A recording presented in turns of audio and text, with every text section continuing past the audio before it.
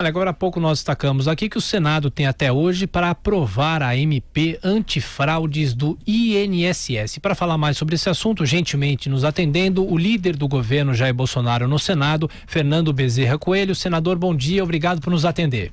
Bom dia, é uma alegria participar do seu programa. Nós é que agradecemos. Senador, como é que estão as negociações? O senhor acha que essa MP vai ser aprovada?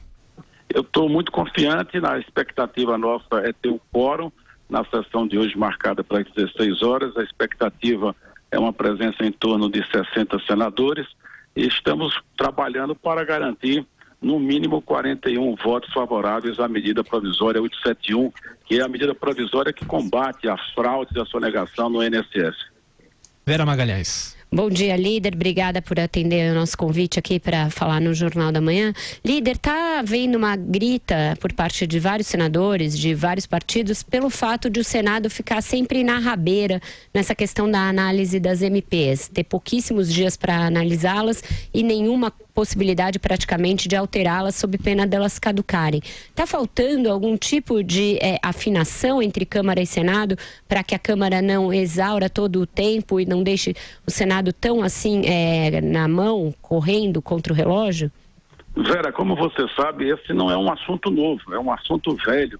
Isso vem desde o lançamento, o surgimento da medida provisória, porque a Câmara foi, de certa forma, monopolizando todo o debate em torno das medidas provisórias e deixando sempre numa situação muito difícil, eu diria muito ruim, para que o Senado pudesse apreciar as medidas provisórias, muitas vezes com menos de 24 horas, e ocorrendo aquilo que você mencionou, o Senado abdicando do direito de poder legislar em favor dos textos que chegam da Câmara. Eu acredito que nós vamos virar essa página, Vera, porque houve um entendimento entre o presidente Davi Alcolumbre há 10 dias atrás, com o deputado Rodrigo Maia, o presidente da Câmara. Está sendo pautada para essa semana, na terça ou quarta-feira, vai ser votada a PEC que regula as medidas provisórias, é uma PEC de autoria do ex-presidente do Congresso Nacional, José Sarney, para poder dar um tempo definido para a Câmara. Serão 90 dias, até 90 dias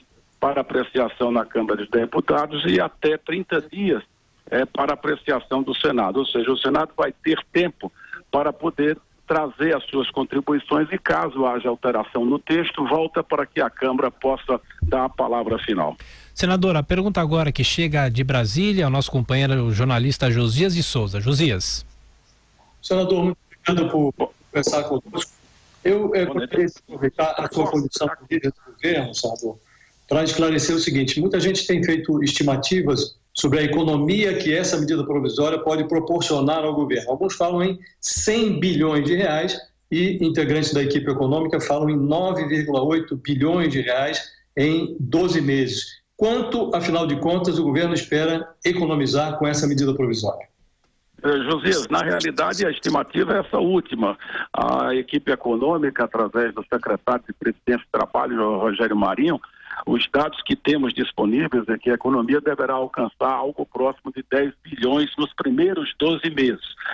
Na sequência, você não repete esses 10 bilhões pelos próximos 10 anos, porque na realidade você vai eliminar, digamos assim, os desvios, vai eliminar, por exemplo, os abusos que ocorrem quando da concessão dos benefícios. Por exemplo, eu vou citar um caso, no caso de deficientes físicos. Quando você é aposentado por uma deficiência leve ou moderada, a atual lei já exige que você se apresente de 2 em 2 anos para uma reavaliação. Hoje a lei fala que essa perícia tem que ser feita em 10 dias. A MP vem, inclusive, ampliando esse prazo para que a perícia possa ser feita em 60 dias, mas ela traz mecanismos de que, de fato, a perícia possa ocorrer. E aí, muitos casos podem ser identificados e você poder conceder o benefício para, de fato, quem precisa. Não queremos fazer nenhuma injustiça com os portadores de deficiência física, mas só merecer o benefício àqueles que realmente necessitem. Vera. Líder, na semana passada se votou a MP da reestruturação da esplanada, reestruturação do governo. Também foi de afogadilho, também teve aí a necessidade até do presidente mandar uma carta para que os senadores serenassem os ânimos e não fizessem com que a MP caducasse. Nessa votação, a sua liderança foi colocada em xeque pela própria bancada do PSL, que retrocedeu em alguns acordos que o senhor, como líder do governo, tinha selado. A gente tem visto aí esses embates na articulação política como uma constante desde que o governo começou. Como que o senhor, como líder, e um líder cujo partido não integra oficialmente a base aliada, é uma liderança meio postiça aí no mundo do bolsonarismo, como o senhor tem visto essa questão da articulação política e se o senhor acha que está caminhando para ela entrar nos eixos, para ela ser equacionada? Eu acho que vai entrar nos eixos, Vera. Na realidade, nós temos uma renovação muito grande no Senado. Como você sabe, 27 senadores continuaram no exercício do seu mandato, mas nós tivemos aí 54 novos senadores. Desses 54 novos senadores, apenas 8 se reelegeram. Portanto, foi uma renovação de 46 senadores. É preciso ter um pouco de compreensão, de paciência. Muitos senadores que chegaram com muito ânimo, com muito entusiasmo, às vezes desconhecem como se dá as negociações, os encaminhamentos dentro do Congresso Nacional, sobretudo dentro do Senado Federal. E muitas vezes é preciso ceder para poder se obter um ganho maior para o governo, para as questões que estão sendo negociadas, como foi o caso da MP 870. O governo teve aprovado mais de 95% do texto da reforma administrativa, mas havia a disputa em alguns pontos pontuais, como o próprio presidente Bolsonaro chegou a mencionar. Mas alguns companheiros insistiam em poder destacar e disputar no voto esses pontos, o que terminou levando a apreciação da medida provisória 870 para o limite do tempo. Mas eu acredito que o clima de compreensão tem se ampliado dentro do Senado e eu acredito que o governo sim vai ter a oportunidade de consolidar a maioria, sobretudo para aprovar as reformas que são importantes e destacando aí a reforma da Previdência. Líder do governo... O senhor menciona a reforma da Previdência e há uma dificuldade do governo em obter na Câmara os 308 votos de que necessita para aprovar essa reforma. O senhor imagina que no Senado os votos necessários à aprovação da reforma da Previdência já estão assegurados ou ainda depende de uma articulação? Eu acho que está mais próximo ter os 49 do que os 308, mas é possível ter sim os 308 na Câmara.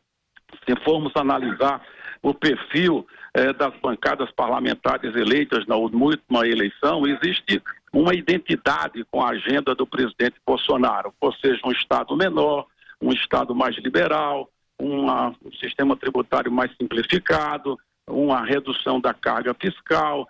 Portanto, eu acho que existe o reconhecimento de que é preciso avançar na reforma da Previdência. A Previdência Social é quem está consumindo a maior parte do orçamento fiscal da União e, portanto, eu acho que existe a compreensão de que essas reformas são importantes para poder tirar o Brasil do buraco que ele se encontra. São mais de 13 milhões de desempregados e para voltar a crescer a economia, as reformas são fundamentais. Para fechar, Vera. Para fechar, senador, o senhor é de Pernambuco, um estado que reelegeu o PSB, é um estado que tem feito um voto de esquerda nas últimas eleições. O senhor era desse grupo e migrou para o MDB e agora é líder do governo Bolsonaro. Como que essa mudança de perfil impactou o seu eleitorado? Como ela é compreendida no seu eleitorado? E como o senhor explica essa guinada aí? O senhor fez uma revisão daquelas pautas nas quais o senhor acredita? Como é que se deu essa mudança? Vera, você conhece bem de perto essa questão. Na realidade, Eduardo Campos, em 2013, rompeu com o PT, rompeu com Dilma, daí a nossa saída do Ministério de Dilma. Eu tinha chegado ao Ministério do PT por indicação de Eduardo, e Eduardo foi um dos primeiros a dizerem, a apontarem de que nós estávamos indo para uma grave recessão econômica. Ocorre que Eduardo morreu e depois o PSB de Pernambuco, já sob o comando de Paulo Câmara, de Geraldo Júlio, preferiu reeditar a aliança com o PT. Eu me afastei do PT desde quando o Eduardo rompeu com o PT, e daí vim, por conta dessa decisão do PSB de resgatar a aliança de frente esquerda com o PT, eu fiz a opção pelo PMDB e estou no MDB desde o governo do presidente Temer. Senador Fernando Bezerra Coelho, líder do governo na casa, mais uma vez obrigado por atender a Jovem Pan. Boa semana. Obrigado.